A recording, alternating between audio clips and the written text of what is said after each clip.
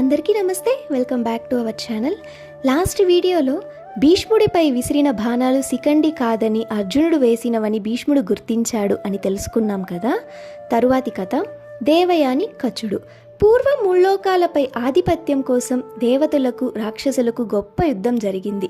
దేవతలకు వేదాంగాలు చదివిన మహాబుద్ధి కలిగిన బృహస్పతి గురువు. ఒక్క విధంగా చెప్పాలంటే దేవతలను తన ఆలోచనలకు అనుగుణంగా నడుపుతూ ఉన్నాడు.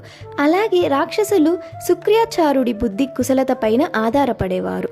శుక్రాచార్యుడికి చనిపోయిన వారిని బతికించగల ఓ విద్య సంజీవని ఉంది. అందువల్ల దేవతలకు రాక్షసులకు మధ్య జరుగుతున్న యుద్ధంలో చనిపోయిన రాక్షసులు తిరిగి బతకడం, మళ్ళీ యుద్ధంలో పాల్గొవడం జరిగేది.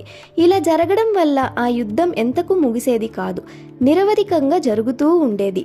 దేవతలకు ఇలాంటి సంజీవని లేనందువల్ల శత్రువులైన రాక్షసులతో ఎడతెగని యుద్ధం చేయాల్సి వస్తుంది. ఈ యుద్ధంలో చాలా మంది దేవతలు నష్టపోయారు కూడా. దేవతలకు బృహస్పతి కుమారుడైన కచుడి వద్దకు వెళ్ళి అతడి సహాయం కోరారు. ఎలాగైనా సరే రాక్షస గురువైన శుక్రాచార్యుడిని ఆశ్రయించి అతడి దయకు పాత్రుడై ఆయనకు శిష్యుడవ్వాలని కచుని వేడుకున్నారు. శుక్రాచార్యుడి వద్ద నమ్మకం కలిగిన శిష్యుడిలా వ్యవహరించి సంజీవన రహస్యాన్ని తెలుసుకొని దేవతలకు మహోపకారం చేయాలని రాక్షసులు కచుని కోరారు. కచుడు దీనికి అంగీకరించాడు. రాక్షస రాజైన శుక్రాచార్యుడిని దర్శించుకోవడానికి అతడి పట్టణానికి వెళ్ళాడు.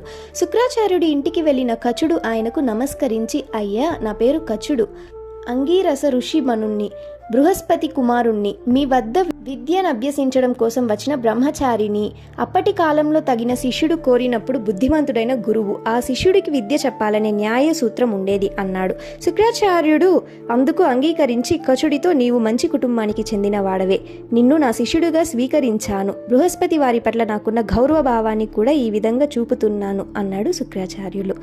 కచుడు శుక్రాచార్యుడికి శాస్త్రోక్తంగా శ్రేయస్సు చేస్తూ ఎన్నో ఏళ్లుగా విద్యను అభ్యసిస్తూ ఉన్నాడు. గురువుగారి గృహ సంబంధ కార్యాలు కూడా ఉచితంగానే నిర్వహిస్తున్నాడు. శుక్రాచార్యుడికి దేవయాని అనే కుమార్తె ఉంది. ఆమెపై తండ్రికి ఎనలేని ప్రేమ ఉంది. కచుడు తనకు వీలున్నప్పుడు దేవయానితో ఆటపాటలతో సంభాషణలతో సంతోషపరుస్తూ ఆమె ప్రేమకు పాత్రుడయ్యాడు. అయితే కచుడు తన బ్రహ్మచారి నియమాన్ని మీరలేదు. తరువాతి కథ తెలుసుకోవాలంటే కమెంట్ చేయండి, మన ఛానల్కి సబ్స్క్రైబ్ చేసుకోండి, లైక్ చేయండి, షేర్ చేయండి. Thank you.